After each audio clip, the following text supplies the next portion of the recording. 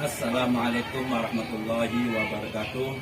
Perkenalkan, nama saya Pak Amin, SPDI, Guru Mapel PAI SMK Uli Abah, yang sekarang sedang melakukan menjadi mahasiswa PPG 2023 di YIN Syekh Nurjati Cirebon. Dan alhamdulillah pada hari ini saya pribadi akan melakukan ujian pembelajaran video di SMK Uli Abah, yaitu di kelas 11 ACP SMK Uli Abah. Mangga sekalian itu penguji untuk menyimak video kami yang saya berikan kepada kalian. Terima kasih. Selamat menyimak.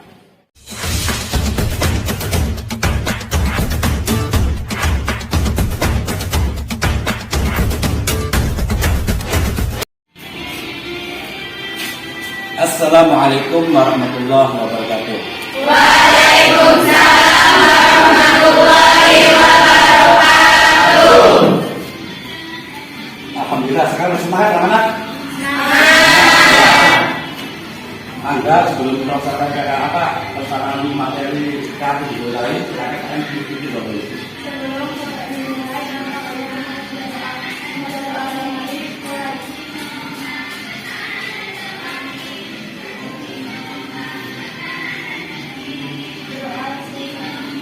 Terima kasih.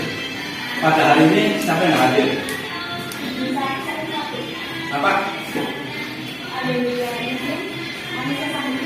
Adia izin dan Amisa sakit.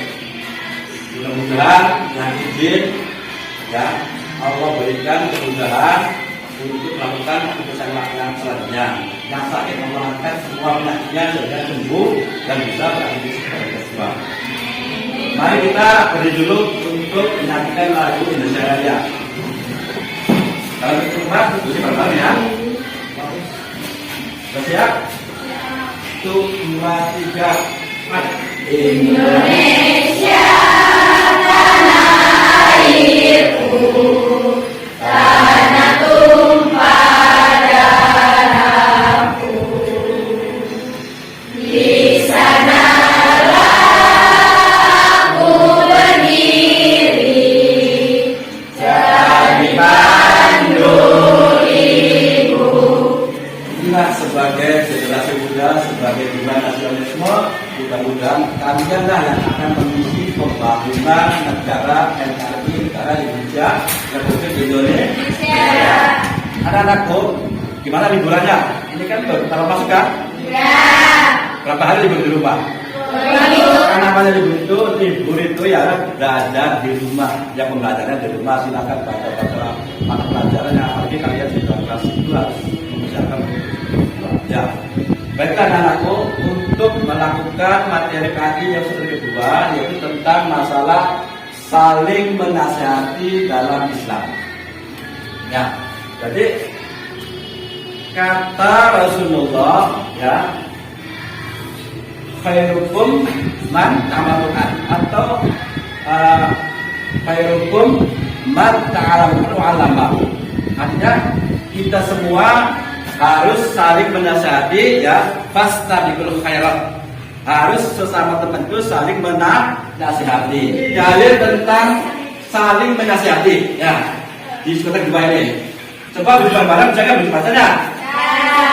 A'udzu billahi minasy syaithanir rajim. Bismillahirrahmanirrahim. Kuntum khairu ummatin ukhrijat lin-nasi ta'muruna bil ma'ruf wa tanhauna 'anil munkar wa tu'minuna billah. Shadaqallahul azim. Kuntum khairu ummatin ukhrijat lin-nasi.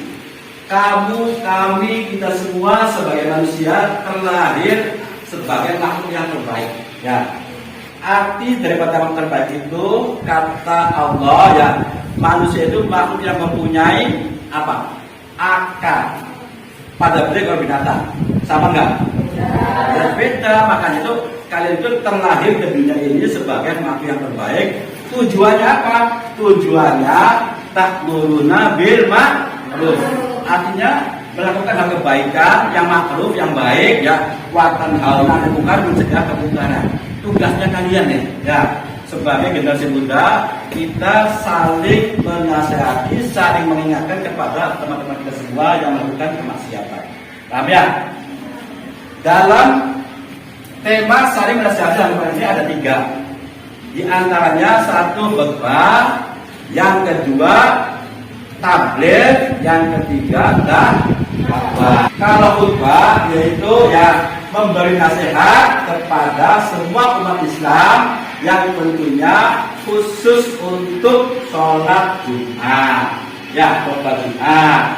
Apalagi sholat Idul Fitri. Terus sholat sholat istisqa, khusuf dan sebagainya. Khutbah ada syaratnya. Ya, syaratnya yaitu pertama harus orang Islam dulu. Ya, yang kedua berakal sehat. Yang ketiga menguasai ilmu agama. Dan yang keempat yaitu bapak tingkah lakunya mempunyai akhlak yang terbaik. Karena seorang khotib ya yang khotbah itu harus memberi contoh kepada umatnya. Ya. Contoh khutbah Jumat ya. Coba khutbah Jumat rukunnya ada 6. Di antaranya yang pertama itu membaca alhamdulillah, alhamdulillah ya. Yang kedua atas syahadatain, asyhadu an la ilaha illallah wa asyhadu anna muhammadan rasulullah. Yang ketiga membaca sholawat Nabi. Yang keempat yaitu membaca Al-Quran. Yang kelima menasihati ya jamaah. Dan yang keenam yaitu mendoakan untuk umat dunia. Sedangkan bentuknya khutbah ini hanya satu arah, jamaah dengan mendengarkan saja. Ya, ini Bapak sengaja menerangkan khutbah ini supaya kalian ya sebagai generasi muda bisa menggantikan generasi tua yang sudah pensiun ya kali ya. Maka kalian sebagai generasi muda itu sebagai pengganti untuk melakukan khutbah, tabligh dan dakwah. Ya. Khutbah juga ada pada hari raya. Bedanya kalau khutbah Jumat yang melakukan khutbah itu khutbah dulu, baru kita melakukan sholat Jumat. Akan tetapi kalau hari raya melakukan khutbah dulu ya, karena untuk mengejar sampai pembayaran kita itu batasnya sampai khutbah ya, sampai sholat hari raya. Maka dari itulah khutbah dulu setelah khutbah itu baru terakhir untuk membayar zakat. Itu ya, oleh karena itu bedanya itu antara khutbah Jumat dan sholat Jumat. Dan sholat dengan khutbah hari itu yang pertama, kalau khutbah Jumat itu dilakukan di masjid dan satunya harus sesuai dengan yang ada di dalam Islam, yang tentunya khutbahnya dilakukan sebelum sholat Jumat. Akan tetapi kalau sholat Idul Fitri melakukan khutbah dulu, baru kita melakukan melakukan sholat Idul Fitri. Idul Adha itu sama, itu sama betul. Pokoknya khutbah Jumat itu beda sekali. Ya. Yang kedua tabligh. Tabligh adalah memberikan informasi yang benar. Yang benar-benar informasinya sesuai dengan apa yang pernah diutarakan waktu Nabi Muhammad berada di Mesir Madinah. Di antaranya, ya ayyuhalladzina amanu qu anfusakum wa ahlikum nar. Waktu itu Nabi setelah sholat subuh, Nabi biasa di masjid itu berkumpul dengan para sahabatnya, dan ternyata ada sahabat yang tidak sholat berjamaah sholat subuh dan tidak hadir di masjid tersebut. Akhirnya Nabi turun ayat bahwa ya ayyuhalladzina amanu qu anfusakum wa ahlikum nar ini, yang kata Nabi, hei orang-orang yang beriman, qu anfusakum, jagalah dirimu ya. Pertama menjaga diri sendiri, maka jagalah dirimu, wa ahlikum dan keluargamu naron dari api neraka. Karena apa? Bahan bakarnya api neraka itu adalah manusia dan batu ya. Batunya bagaimana? batu yang buat berhala itu. Maka dari itu, kalau kalian ingin menasihati orang lain, nasihati dulu kita sendiri, ya kan? Itu cara itu, ya. Itu namanya saling mengingatkan. Dirinya sendiri masih berantakan, belum bisa membawa diri, kenapa kita nasihati orang lain? Akhirnya kan nasihatnya kan nggak dihargai orang lain. Maka itu Nabi mengatakan, ya ayyuhalladzina amanu qu anfusakum, maksudnya jagalah dirimu ya dari kobaran neraka, terutama keluargamu. Barangkali kita kalian punya keluarga ya, kira-kira keluarga tersebut sesuai dengan syariat Islam. Jaga keluargamu, jangan sampai keluarga kamu itu yang melanggar daripada syariat Islam. Ya, menjaga diri dulu ya. Makanya kalau cari suami atau cari istri, carilah istri yang mempunyai agama yang luas. Ya, bapak sudah mendapatkan istri-istri atau suami yang soleh dan soleh Rasulullah. Sehingga bisa menjaga keluarganya sendiri, khususnya syukur bisa ke masyarakat untuk memberikan saling mengingatkan ya. Terus yang ketiga yaitu dakwah. Dakwah itu ya mengajak untuk kebaikan. Ya, jadi dakwah itu ada berapa? Ada 3. Ya, yang pertama Yang pertama dakwah bil lisan. Dakwah bil lisan. Yang artinya dakwah dengan ucapan atau perkataan seperti ceramah, tabligh dan sebagainya, itu namanya dakwah bil lisan. Ya, jadi dengan ucapan menasihati, ya itu namanya dakwah. Nah, syarat juga sama. Syaratnya khotbah, syaratnya tabligh, syaratnya apa lagi? Dakwah itu sama. Pertama harus orang Islam, yang kedua berakal sehat, yang ketiga menguasai ilmu agama. Akan tapi kalau ini luas nih, ilmu agamanya diantaranya apa? 1, harus pandai membaca Al-Quran sesuai dengan kasusnya. Yang kedua harus bisa memahami tafsir Al-Quran. Yang ketiga harus menguasai ilmu alat, ilmu nahwu, ya, ilmu sorof, ilmu alat namanya ilmu nahwu. Ya, dari mulai aidul awam, dari mulai dunia, ya, terus amriti, apalagi alfiyah dan ilmu manhaj menguasai. Yang selanjutnya yaitu menguasai sejarah Islam.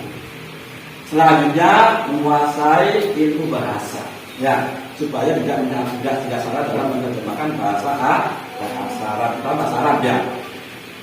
Terus kira-kira syarat itu harus kuasai. Yang paling pokok adalah apa? Akhlak. Karena seorang pendai, seorang mubaligh, seorang orang itu harus mempunyai akhlak yang baik sebagai contoh di kalangan profesi teladannya gitu kan. Kalau diri sendiri akhlak kurang bagus, menasihati orang lain harus bagus, akhirnya orang itu nggak mengikuti, nggak menghargai. Maka dari itulah di situ di tabel itu ada kan ya lagi nama itu, maka perbaiki dulu diri sendiri. Contoh akal yang bagus adalah antaranya yaitu Nabi kita Nabi Muhammad SAW sebagai orang yang Nabi dari Allah yang terbaik. Bahkan kata Mr. Hedge dari situ ya membuat buku bahwa Nabi Muhammad itu orang yang nomor 1 seluruh dunia yang bisa merubah peradaban dunia. Itu Nabi Muhammad. Hebatnya dari itu. Ya, jadi orang Nabi Muhammad itu innama bu'itsu liutammima makarimal akhlaq. Ya, saya diutus oleh Allah itu ke dunia ini untuk merubah peradaban dan untuk merubah akhlak yang bagus, supaya manusia ini ya menjalankan semua syariat Allah dan tidak ada permusuhan, tidak ada dendam. Itu namanya akhlak kepada manusia, akhlak kepada Allah, bahkan akhlak kepada semua makhluk itu Al-Quran selalu memakainya. Ya. Terus yang kedua dakwah bil hal. Yang artinya dakwah bil hal itu ya perbuatan. Jadi perbuatan Nabi itu sulit tiru. Ya, artinya perbuatan begini contohnya tuh. Apabila kamu mau makan, baca bismillah, makanya itu jangan makan bisa berjalan. Itu kan perbuatan yang bagus. Ya. Orang Islam harus kalau makan atau minum duduk dan harus membaca bismillah. Kalau baca bismillah, ya maka setanlah yang akan memakan makanan. Hebatnya Islam itu apa? Bapak setelah mempelajari kitab kita, ternyata Islam itu hebat banget ya. Di antaranya mau makan pada bismillah, mau minum pada bismillah. Karena itu apa? Dengan menyebut nama Allah Asmaul. Ya, akhirnya semua yang akan menggunakan itu akan terbatas. Terus mau pakai apa? Kalau apa mau pakai baju asmaulillah, mau berangkat sekolah bismillah. Hebatnya Islam begitu. Yang ketiga, dakwah bil qalam. Dakwah bil qalam itu yaitu dakwah yang melalui media, melalui tulisan, ya, melalui buku-buku pengarang-pengarang tuh namanya dakwah bil qalam. Ya, bahkan dakwah bil qalam ini bagi ahli yang namanya kutu buku dan baca buku itu malah lebih merasa dakwah bil qalam karena selalu bukunya dibaca. Walaupun pengarangnya hari ini mengarang terus sudah meninggal, tapi bukunya selalu terbit betul dibaca semua. Ya, enggak? Tidak tujuan untuk kalian belajar saya dalam Islam ini, yang pertama belajar tentang khotbah, yang kedua tentang tabligh, yang ketiga tentang tauhid. Itu tujuannya supaya kamu itu bisa mengikuti keadaan masyarakat kamu. Apabila masyarakat kamu itu lagi yang memberikan dari Nabi, kalian yang di depan. Ya, dari panitianya tuh, sebagai pendakinya, sebagai panitianya, dan sebagai pengurusnya tuh. Ya, harus tampil. Apabila di situ nggak ada khotib yang bisa selainnya orang tersebut, maka kamu maksudnya yang biasa khotib itu baik sakit, maka kami harus sebagai penggantinya. Maka tujuannya itu untuk belajar khotbah, belajar dakwah, belajar tabligh itu supaya kalian itu bisa menasihati dimanapun kamu berada, terutama di kehidupan kamu sendiri. Ya, saya mengingatkan apabila ada acara-acara keislaman, kami harus tampil membuktikan bahwa saya itu bisa sebagai generasi muda untuk melanjutkan generasi muda. Paham ya? Jadi kesimpulan daripada pembelajaran ini yaitu yang kesimpulannya antaranya kalian bisa mengajak teman-teman kamu, ya, mengajak umat Islam, kalau itu besar ya, mengajak teman-teman kamu, terutama saudara kamu, terus apa lagi, tetangga kamu, untuk saling mengingatkan, untuk melakukan hal kebaikan. Ya, perbedaan. Ada di sini ada perbedaan, di antaranya perbedaan antara khotbah dan antara khotbah dengan tabligh dan dakwah. Kalau khotbah ya hanya satu arah dan ada satu punya, ya tentunya satu punya harus di masjid dan jamaahnya harus diam, nggak boleh ngomong. Ya, akan tapi kalau khotib, kalau dakwah dan tabligh tempatnya bebas dimanapun bisa dan tidak ada syarat tidak ada rukunnya. Artinya seorang khotib ini seorang pendaki atau seorang tabligh ini ya boleh menyampaikan kepada siapapun, boleh di antara memperingati hari-hari besar Islam, Maulid Nabi, Mi'raj dan hari ulang tahun Islam, ya kan? Nah, terus jamaahnya itu boleh tanya jawab. Perbedaannya itu, tapi kalau khotbah tidak boleh, jamaah harus diem, nggak boleh ngomong apapun, dengarkan samina waktunya apa yang khotib dijelaskan. Loh, perbedaannya itu akan tetapi kalau pendaki dan balik itu boleh digelar dimanapun dan boleh jamaah itu boleh bertanya dan sebagainya. Paham ya? Insya Allah. Kita langsung ke musyawarah diskusi dulu. Ya, kalian bikin kelompok 3. Ya, kelompok 3. Di antaranya itu temanya tentang ada yang khotbah, ada yang tabligh dan ada yang dakwah. Silakan gitu. Mau apa ini? Kalau 3 kita dakwah ya. Dakwah. Kerjakan sesuai dengan apa yang ada dilakukan tadi dan carikan solusi yang terbaik kalian. Dan kalian menjadi orang-orang yang berguna baik dirinya maupun ke masyarakatnya. Sesuai dengan apa tugasnya.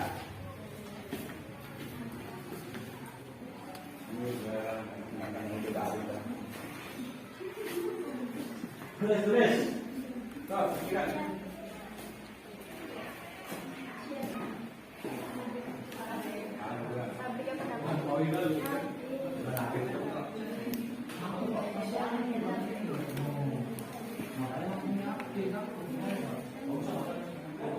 Ya, Bapak ingin tahu hasil diskusi kalian?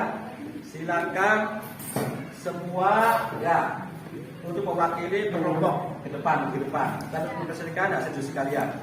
Silakan semuanya ke depan untuk mewakili dari kelompok 1, kelompok 2, kelompok 3 depan semua yang untuk mewakili presentasi hasil diskusi kalian. Ini kelompok 1 ya? Kelompok 2 kan kelompok 2. Kelompok 2. Ya, sini. Kelompok 3 mana? Kelompok 3.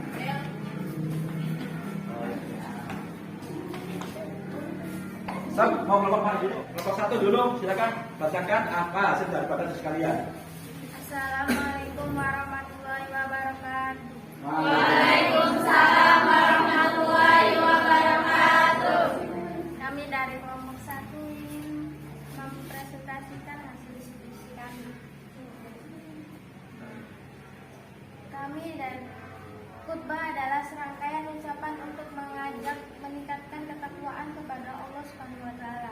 Khutbah dapat dikategorikan menjadi beberapa bagian, yaitu khutbah yang mingguan dan khutbah yang tahunan. Serta khutbah yang dilakukan sesuai situasi kondisi. Di antara yang termasuk khutbah mingguan adalah khutbah sholat Jumat, sedangkan khutbah tahunan yaitu khutbah hari raya Idul Fitri dan Idul Adha, serta wukuf di Arafah. Pelaksanaan ketiga khutbah ini terkaitkan erat dalam peristiwa agung dalam kalender Islam.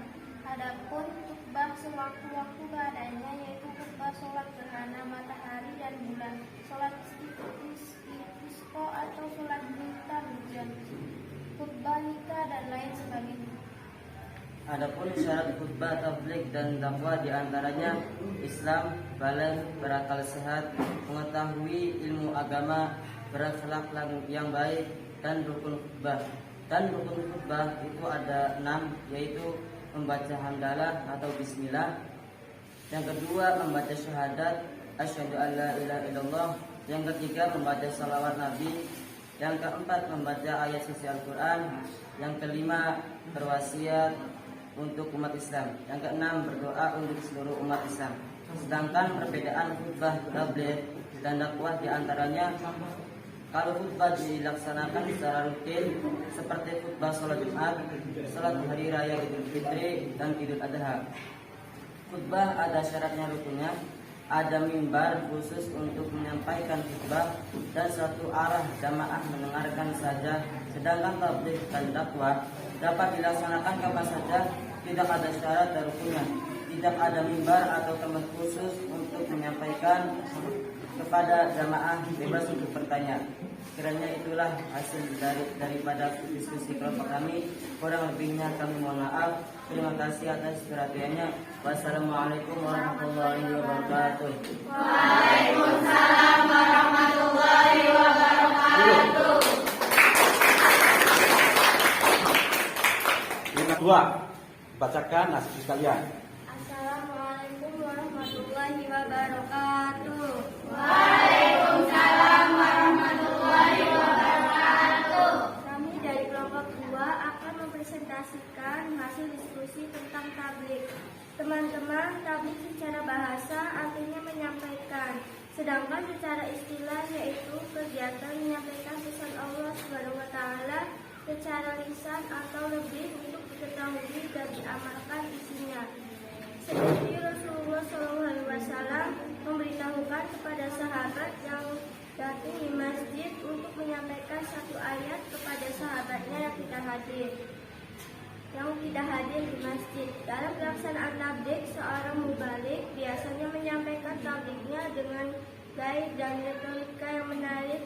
Adapun tabligh yang dilakukan secara berkala dilaksanakan pada peringatan hari-hari besar, di antaranya peringatan Tahun Baru Islam, peringatan Maulid Nabi Muhammad SAW, peringatan Isra Mi'raj dan lain sebagainya, dan membahas temanya disesuaikan dengan peringatan dan hari-hari serta harus bersumber pada Al-Quran dan hadis, serta pendapatnya para alim ulama. Adapun tabligh dilakukan pada waktu-waktu tertentu dan tempat-tempat umum seperti di masjid, sekolah, madrasah, di lapangan, perkantoran, serta tempat umum lainnya. Kiranya itulah hasil daripada diskusi kelompok kami. Kurang lebihnya kami mohon maaf. Terima kasih atas perhatiannya. Wassalamualaikum warahmatullahi wabarakatuh. Waalaikumsalam warahmatullahi wabarakatuh. Assalamualaikum warahmatullahi wabarakatuh. Waalaikumsalam warahmatullahi wabarakatuh. Kami dari kelompok 3 akan mempresentasikan hasil diskusi tentang dakwah. Teman-teman, sesungguhnya istilah dakwah lebih umum daripada istilah khutbah dan tabligh.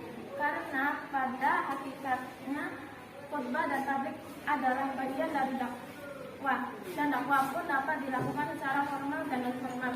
Oleh karena itu, dakwah dapat dibagi menjadi 3 bagian, diantaranya pertama, dakwah bil hal, yaitu dakwah dengan media perilaku dan kepribadian seseorang dai di lingkungan sekitarnya, karena seorang dai merupakan figur di masyarakat sehingga gerak dan tingkah lakunya juga akan dinilai oleh masyarakat sekitarnya dan kemudian dijadikan panutan. Kedua, dakwah bil maqal, yang artinya berdakwah dengan media lisan. Termasuk hal ini adalah khutbah dan tabligh. Dakwah seperti ini sangat bermanfaat terhadap masyarakat, terutama terhadap masyarakat awam. Dakwah bil maqal ini dapat memberikan dampaknya sangat luas karena pendengarnya bisa datang dari berbagai daerah dan dapat didengar langsung baginya tidak hadir. Ketiga, dakwah bil qalam, yang artinya dakwah yang melalui media tulisan. Dakwah seperti ini biasanya dilakukan oleh orang-orang yang mempunyai keahlian di bidangnya seperti kalangan para jurnalis, guru-guru, dan para akademis. Dakwah dengan tulisan mempunyai nilai lebih dibanding dengan kedua macam dakwah yang lainnya, karena tulisan akan terus dibaca dan dikenang meskipun penulisnya telah meninggal dunia. Kiranya itulah hasil dari pada diskusi kelompok kami. Kurang lebihnya mohon maaf. Terima kasih atas perhatiannya. Wassalamualaikum warahmatullahi wabarakatuh.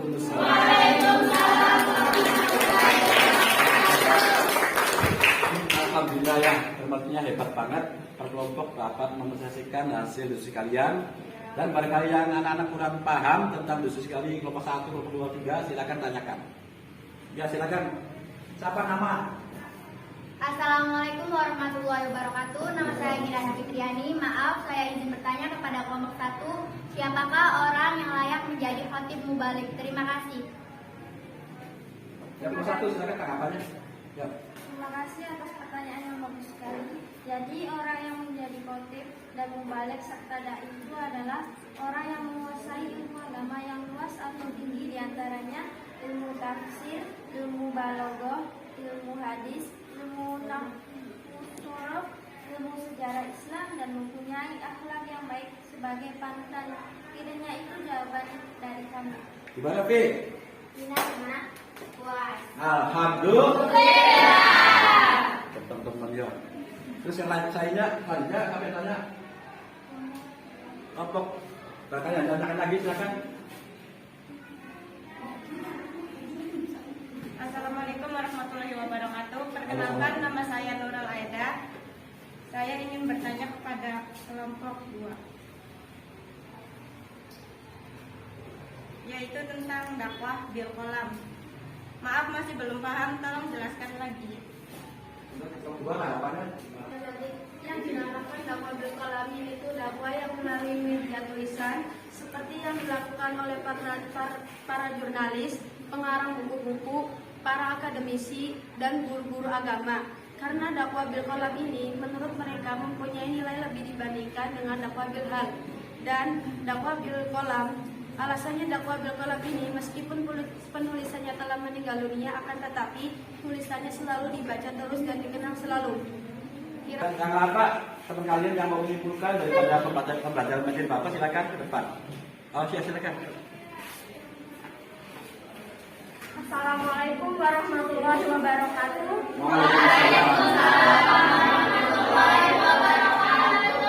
Saya di sini ingin menyimpulkan hasil dari materi yang telah Bapak sampaikan.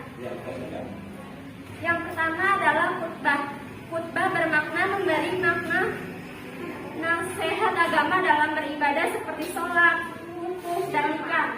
Orang yang memberikan khutbah dalam sholat disebut khotib, dan khutbah lebih bersifat satu arah, serta hanya khotib aja yang berbicara, sedangkan yang lain mendengarkan. Yang kedua adalah tabligh. Tabligh berarti menyampaikan, memberitahukan kebenaran kepada orang lain, dan tabligh dapat bersifat dua arah, saling diskusi, dan lain sebagainya. Yang ketiga, dakwah berarti memanggil, menyeru, dan mengajak orang lain akan sesuatu hal untuk berbuat baik dan mencegah berbuat kemaksiatan. Dan dakwah bersifat dua arah. Dakwah ada dua cara, yaitu yang pertama adalah dakwah bilisan, yang artinya dakwah yang dilakukan dengan ucapan atau berkata-kata, seperti ceramah tabligh akbar dan sebagainya. Yang kedua adalah dakwah bilhal, yang artinya dakwah yang dilakukan dengan berbuat seperti menyantuni fakir miskin, yatim piatu, dan untuk fasilitas sosial. Yang ketiga adalah dakwah bil qalam, yaitu dakwah melalui media tulisan. Dakwah ini dilakukan oleh orang-orang yang mempunyai keahlian di bidangnya, seperti kalangan para jurnalis, guru, dan akademis. Dan dakwah ini nilai lebih dibandingkan dengan dua macam dakwah yang lainnya, karena dakwah tulisan akan terus dibaca dan selalu dikenang meskipun penulisnya telah meninggal dunia. Sekian dari saya, kurang lebihnya mohon maaf. Wabillahi taufiq wal hidayah. Wassalamualaikum warahmatullahi wabarakatuh.